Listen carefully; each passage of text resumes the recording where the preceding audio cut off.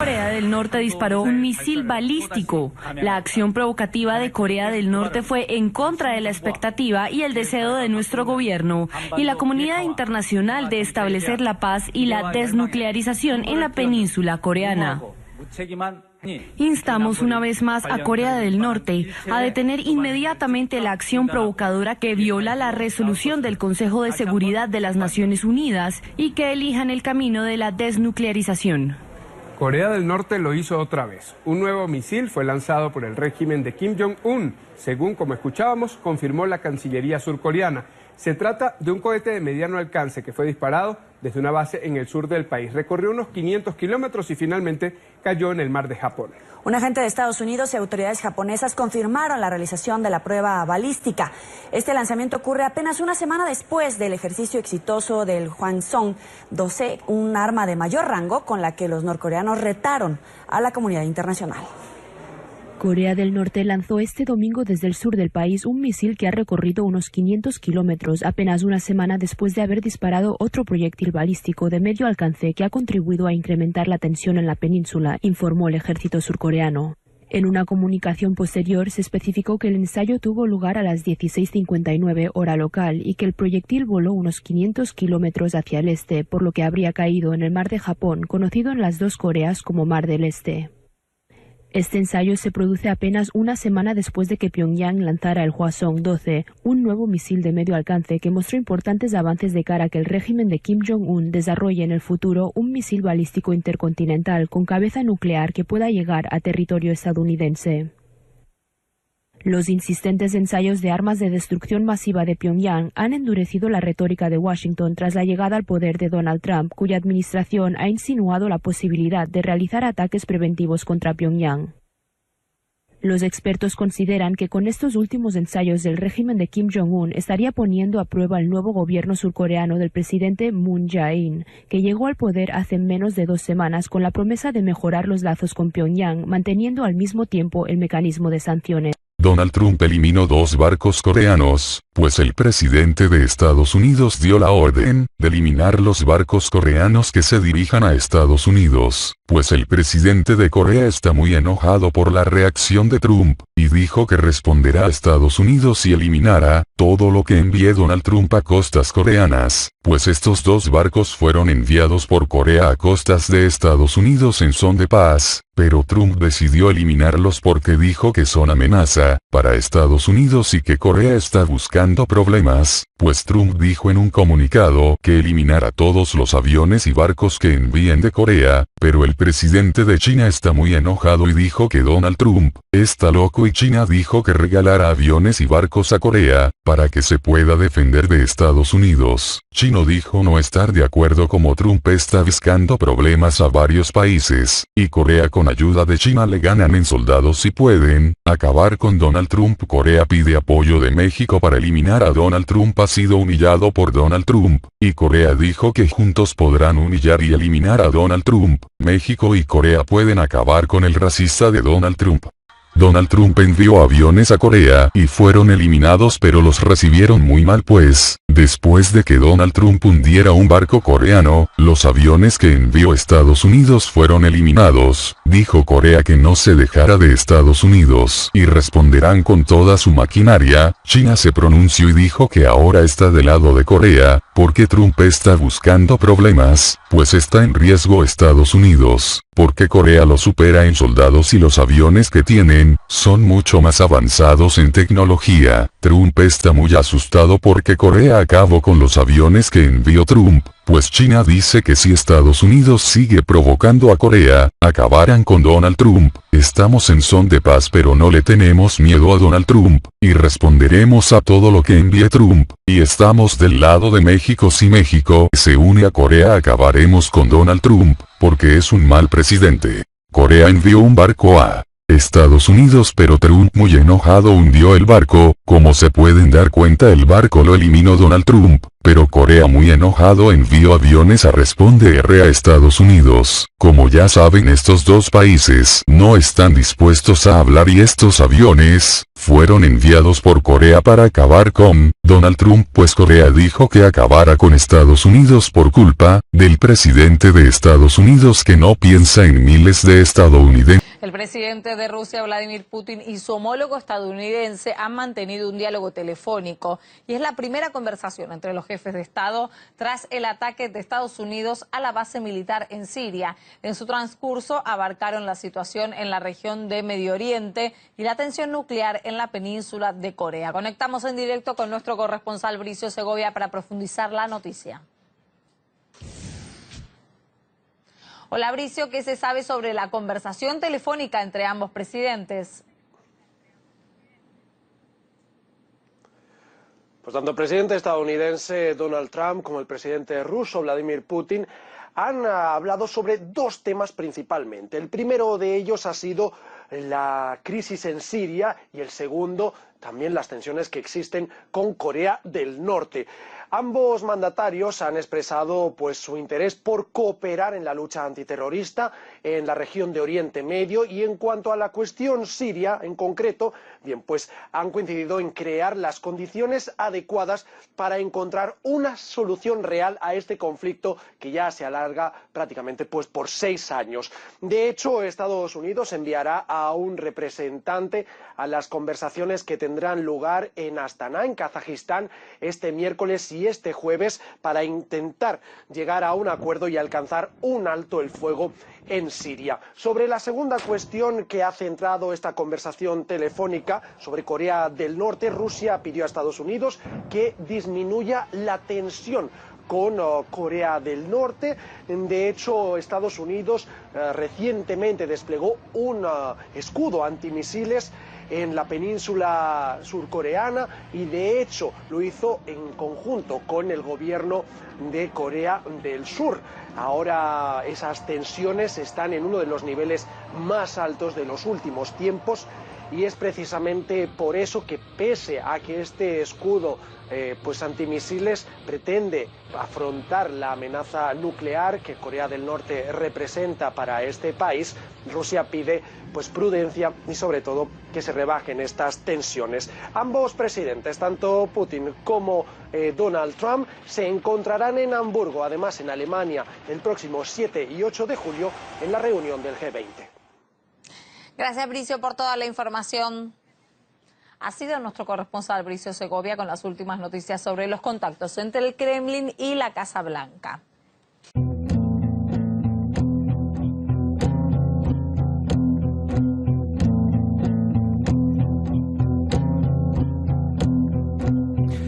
Estados Unidos y Rusia alertan al mundo. Estamos en el peor momento de la historia de nuestra relación. Esto es muy grave. Si en la Guerra Fría, cuando había confrontación entre el Kremlin y Washington, el mundo temblaba porque saltaba inmediatamente la idea de la Tercera Guerra Mundial. Pregunte a sus padres o a sus abuelos, dependiendo de la edad de usted, cualquier desacuerdo que había, venía a la mente la imagen del botón rojo.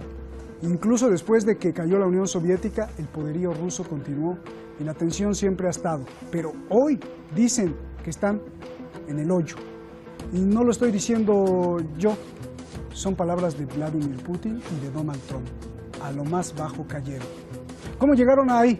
¿Hacia dónde irá esta guerra de poder? ¿Qué hará Rusia ante los movimientos del ejército de Estados Unidos? Soy Roberto de la Madrid y esta noche aquí en Detrás de la Razón, Putin contra Trump. Veamos. Estados Unidos y Rusia es la historia de una añeja confrontación y de numerosos desaires. Empezando porque Estados Unidos nunca quiso reconocer a la Unión Soviética hasta 15 años después de su formación. Después de la Segunda Guerra Mundial, el mundo temblaba cada vez que se cruzaban los dardos entre el Kremlin y Washington. Era la Guerra Fría.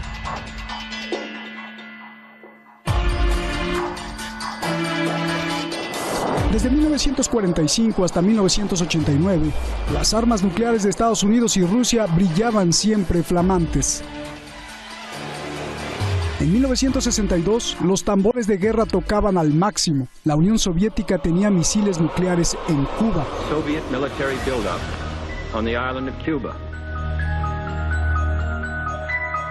Rusia acusa a Estados Unidos de alentar las revueltas antirrusas en Georgia y Ucrania.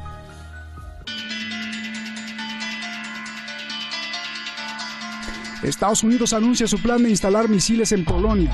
Rusia contesta lanzando el misil nuclear intercontinental RS-24 como una prueba y Putin advierte que Europa se puede convertir en un polvorín. We want to reset our relationship.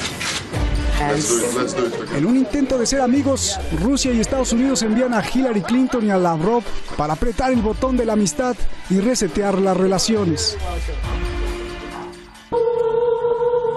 Pero de nada sirvió. Rusia acusa a Estados Unidos de provocar y de incitar protestas dentro del territorio ruso. Estados Unidos y Rusia vuelven a sus peores momentos tras la anexión de Crimea a Rusia. Pero ni todo este historial de confrontación y tensión es tan grave como el día de hoy entre Rusia y Estados Unidos. Estados Unidos y Rusia aceptan que están en la peor relación de la historia. Можно сказать, что уровень доверия на рабочем уровне, особенно на военном уровне, он не стал лучше, а скорее всего деградировал. Russia, right now we're not getting along with Russia at all. We may be at an all-time low in terms of relationship with Russia. This is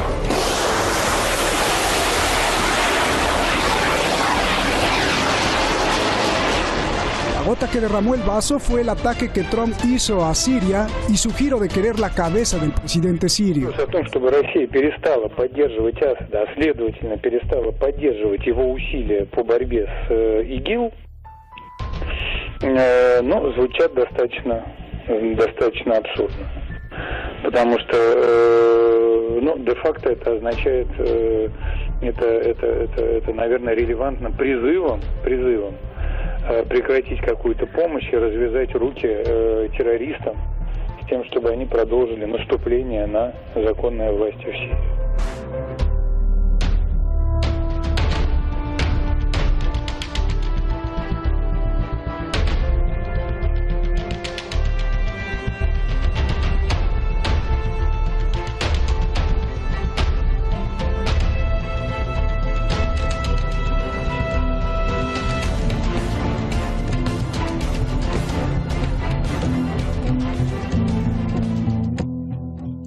Muchas gracias, Mariam Saidí, la investigadora de esta noche, Simin Shakeri, coordinadora internacional, y el profe Gudarsi acompañándonos también esta noche, Rasul Gudarsi, periodista en jefe.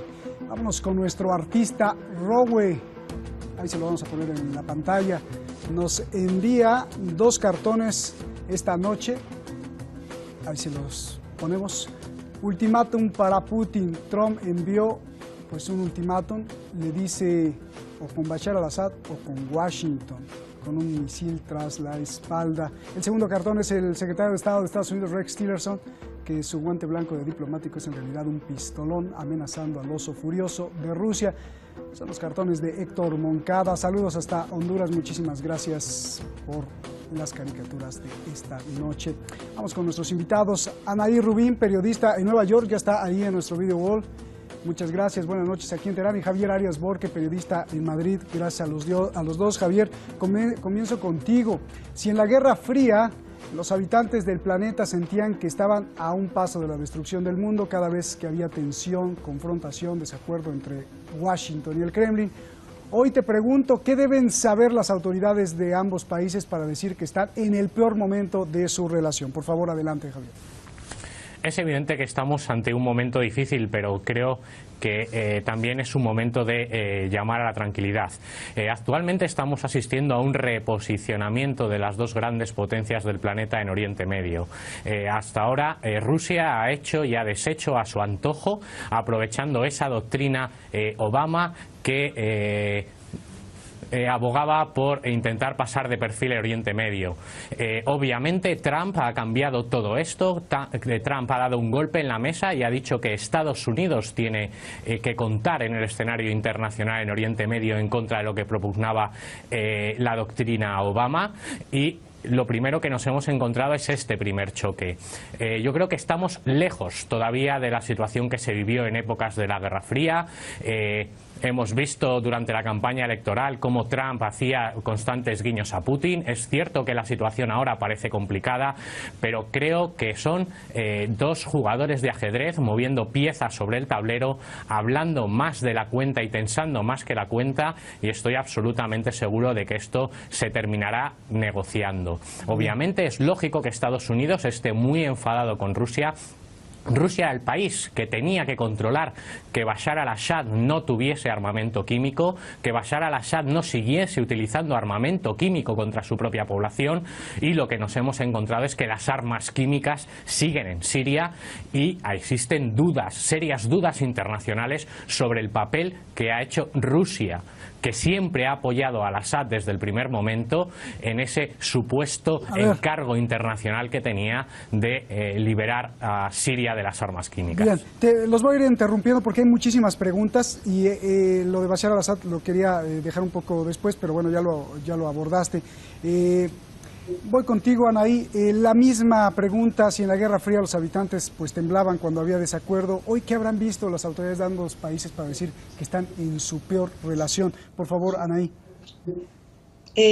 Comparto con el compañero que habló solamente algo, que dijo que sí, que es un momento serio y preocupante, pero yo creo que van a terminar en una negociación. Ahora, yo agregaría, primero quiero, en cuanto a lo que él dijo de las armas químicas, no sé si el nombre es Javier, discúlpame si no recuerdo. Sí. Me estaba acordando ayer, cuando estaba leyendo las últimas noticias, una de las frases más famosas que dijo Karl Marx: la historia se repite dos veces. Primero como tragedia y después como comedia. A mí me hace acordar, y supongo que ustedes lo tendrán muy en cuenta, cuando fue la invasión a Irak. ¿Ustedes se acuerdan del pobre papel que jugó Colin Powell con dos hojitas ahí tratando de decir que en Irak había armas de destrucción masiva? Que después esas hojas fue sacada de una tesis de un estudiante norteamericano y cuando hicieron la invasión no había nada. Acá más o menos la misma cuestión. Yo creo que Donald Trump, es verdad, en la campaña electoral él hablaba muy bien de Putin. Cuando tiene que justificar, hay 54.000 millones de dólares de aumento para el presupuesto militar. Estados Unidos tiene el presupuesto de 600 billones de dólares, Rusia tiene 65 billones. Entonces, otra cuestión. Ustedes saben que cuando Donald Trump asume la presidencia tenía manifestaciones que el pueblo norteamericano, por lo menos más de la mitad, no lo reconocía como presidente. Era un presidente ilegítimo según ellos, querían a Hillary Clinton. Entonces tiene que reforzar su imagen y si no es buen político quiere ser buen militar. Obviamente no está solo acá, hay una jugada y yo creo que el tema de Siria y Corea, en el fondo lo que hay es una pulseada contra Rusia y China. Estados Unidos no quiere reconocer que ya no es la primera potencia, sino que ese es un mundo multipolar y que Rusia, China, Irán, India juegan papeles muy importantes. Fíjense, y termino con esto, en Latinoamérica también hubo un cambio en los últimos 20 años, y Rusia y China tienen muchísima influencia y muchísimos negocios en América Latina y Estados Unidos quedó medio al costado. Entonces yo creo que Estados Unidos se tendría que pensar que no estamos hace 50 años y que hay otras potencias que también están jugando. Bien. Regreso contigo, Javier. Vladimir Putin dijo que desde que llegó Donald Trump todo se empeoró. Lo que está diciendo Putin es que Obama era mejor presidente. Eso para mí me suena increíble, ¿no crees? Después de que Putin constantemente halagaba a Donald Trump y le decía que era un hombre inteligente y brillante. Por favor, tu lectura a esto, Javier. Evidentemente lo que se ha encontrado Vladimir Putin es que la política americana internacional ha cambiado. Él inicialmente durante toda la campaña electoral pensaba lo mismo que pensamos todos, que es lo que decía Donald Trump, que iba a ser un presidente que se iba a inmiscuir únicamente o prácticamente en los asuntos nacionales de Estados Unidos y que iba a dejar de lado la política internacional. Lo que se ha descubierto con esta acción es que Putin ha reventado la doctrina Obama de pasar de puntillas en el escenario internacional de Oriente Medio y que va a tomar decisiones y que está dispuesto a implicarse. Y eso, desde luego, es una grave molestia para un Putin que, aprovechando esa doctrina Obama de no hacer absolutamente en Oriente Medio, se sentía cómodo y se sentía como el rey del tablero. Putin ha jugado a ser un nuevo zar y ahora se ha encontrado que Trump está dispuesto también a seguir liderando el mundo como habían hecho otros presidentes americanos. Respecto a lo que decía mi contertulia, tengo que decir una cosa muy clara: no es comparable a las armas de destrucción masiva que se buscaban en Irak, porque allí se buscaban y no se encontraron. Aquí no ha habido que buscarlas, ya han aparecido sobre el escenario y han matado a mucha gente. Y sobre lo que decía de la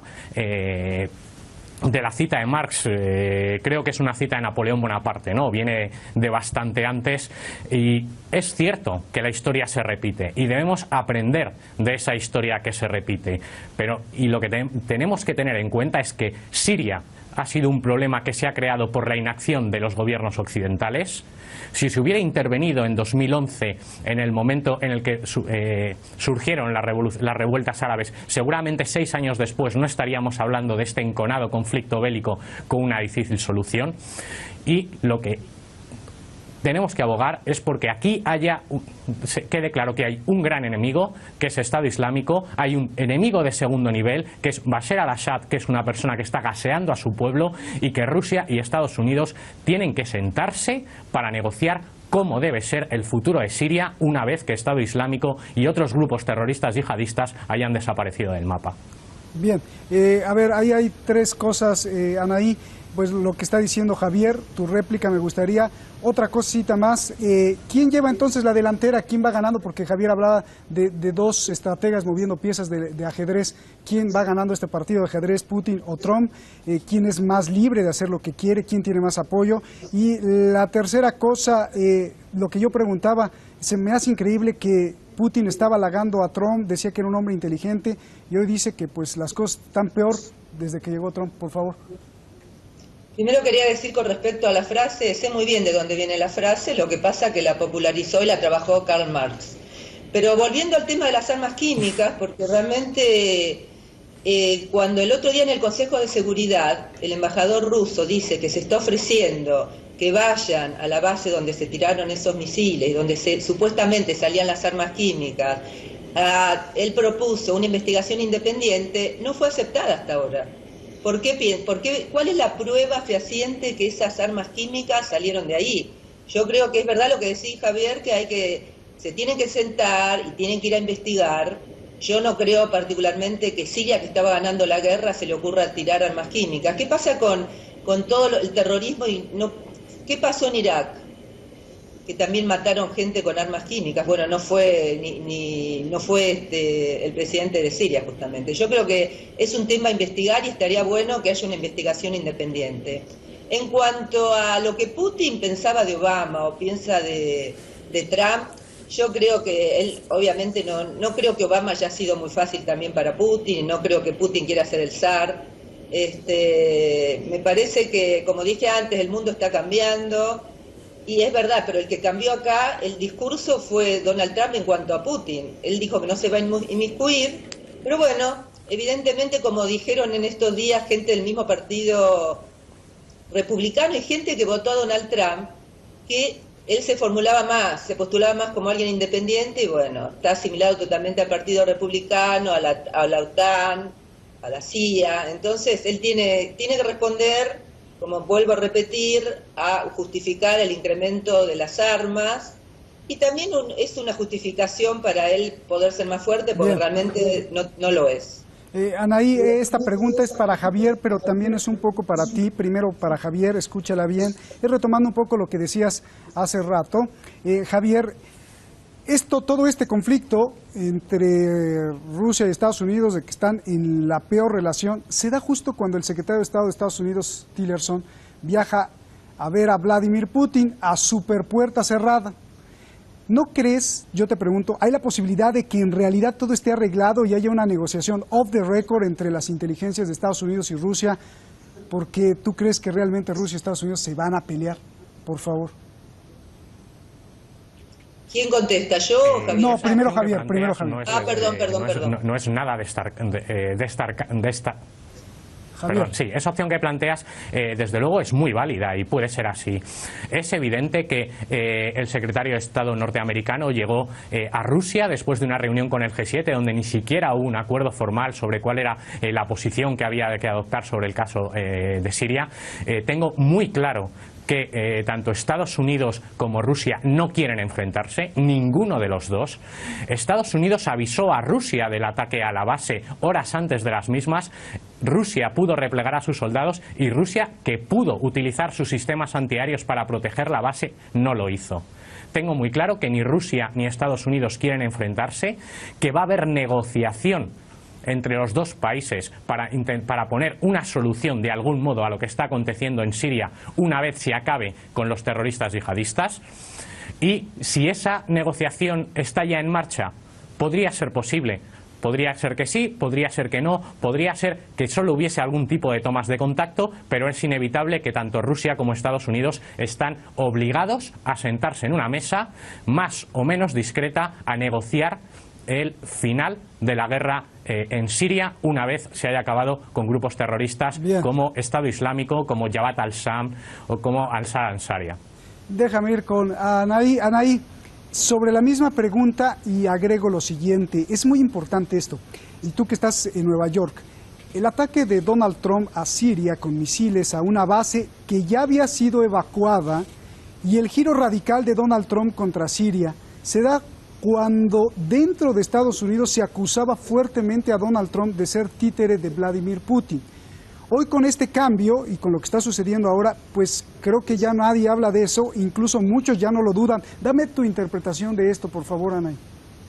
Coincido en parte con lo que dijo Javier, que sí, que van a llegar a negociaciones, pero Rusia no va a negociar lo que están pidiendo, creo que es el tema de que la salida de Al-Assad, porque eso sería una gran pérdida para Rusia. Todos sabemos que tiene una base naval ahí, la más grande que tienen, que maneja controla todo el Mediterráneo. En cuanto, es interesante lo que ha pasado acá en Estados Unidos. Bueno, focalicemos en Nueva York con la gente. Empecemos por el Partido Demócrata. Saben que hasta hace unos días salían todos manifestando y diciendo barbaridades contra Trump. Bueno, la mayoría lo está apoyando. Inclusive Hillary Clinton dijo que ella hubiera atacado primero. Pero en cuanto a los misiles, ellos avisaron, y de paso quería contarles, porque no sé si lo saben, que la misma corporación que fabrica estos misiles, que sale $1.500.000 cada uno, el señor Donald Trump tiene acciones, así que eso también, eso se están cuestionando algunos medios, ¿no? ¿Con qué tiene que ver la guerra? Pero yo creo que el tema de Siria, como lo vuelvo a repetir, Siria, Corea, en el fondo es Rusia y China. Bien, Javier, regreso contigo. El secretario de Estado de Estados Unidos viajó al Kremlin para dar un ultimátum, decirle que si están con el presidente de Siria se convierten en enemigos. Solo se iba a entrevistar, como habías dicho, con su homólogo Lavrov y terminó viendo a Putin. ¿Cuál es tu lectura de todo esto? Más cuando la canciller rusa, Zaharova, dijo que con ultimátumos no se puede ir a Moscú, sino que es contraproducente. ¿A qué se refería? Obviamente Rusia va a intentar por todos los medios mantener a Bashar al-Assad al frente de Siria. Ese es el objetivo con el que puso botas en el terreno y ese es el objetivo que sigue permaneciendo y que sigue teniendo en el día de hoy.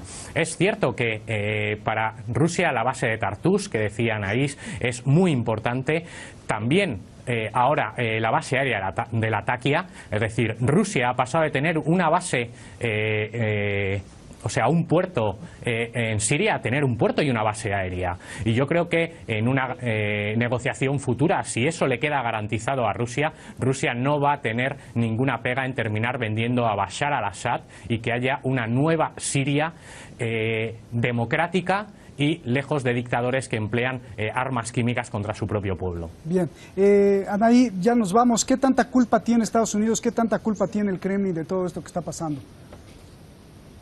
Mira, yo no sé, la palabra culpa me suena más a cuestiones psicológicas individuales. A mí me parece que acá, como dijo también Javier, que en eso estoy de acuerdo, son piezas de ajedrez que se están jugando, no son posiciones fáciles. Y vuelvo a repetir, Estados Unidos tendría que empezar a reconocer que no es el único jugador acá y que hay jugadores de mucho peso, que vuelvo a decir, es Rusia y China. Y permitidme que les recuerde que se acuerdan en la campaña electoral las barbaridades que decía contra China, ¿no? Bueno, hace una semana estuvo sentado con Xi Jinping en su casa privada en la Florida y lo trató bárbaro y entonces estaba todo perfecto. Así que son jugadores fuertes. Y bueno, hay que ver cómo se negocia, ¿no? Pero sí creo, como dijo Javier, que van a llegar a negociaciones. Bien, ¿cuál será la postura, Javier? ¿Cuál será la postura que Rusia adopte frente a la sed de bombardear de Trump, como lo estamos viendo hoy en Corea del Norte? Tienes 30 segundos para contestarme, por favor. Yo creo que en ese sentido lo que le interesa a Rusia es permanecer con sus intereses en Siria intactos, es su puerto de Tartus, es la nueva base aérea de Latakia y ser un actor fuerte en Oriente Medio. Si eso se lo garantiza a Estados Unidos, yo creo que la negociación va a ir fácil y podrá tener tiranteces públicas, pero en lo privado creo que se llegará a un acuerdo relativamente pronto en este tema. Muchas gracias, Anaí. Tu pronóstico, la política exterior de Estados Unidos, ¿qué va a hacer Putin, qué va a hacer Rusia, qué va a hacer Estados Unidos con Corea del Norte? 20 segundos porque nos vamos. La política exterior, ayer el Partido Demócrata llamó una sesión urgente para sacarle la ley que le habían dado a Bush por el tema del ataque a las Torres Gemelas, para que Trump ni ningún presidente pueda decidir ataques por sí mismo. Así que te podría contestar en unos días después la sesión en el Congreso. Gracias a los dos. Anaí, muchísimas gracias. Javier, gracias aquí. Buenas noches en Teherán. Gracias a ustedes por este ejercicio de dos voces.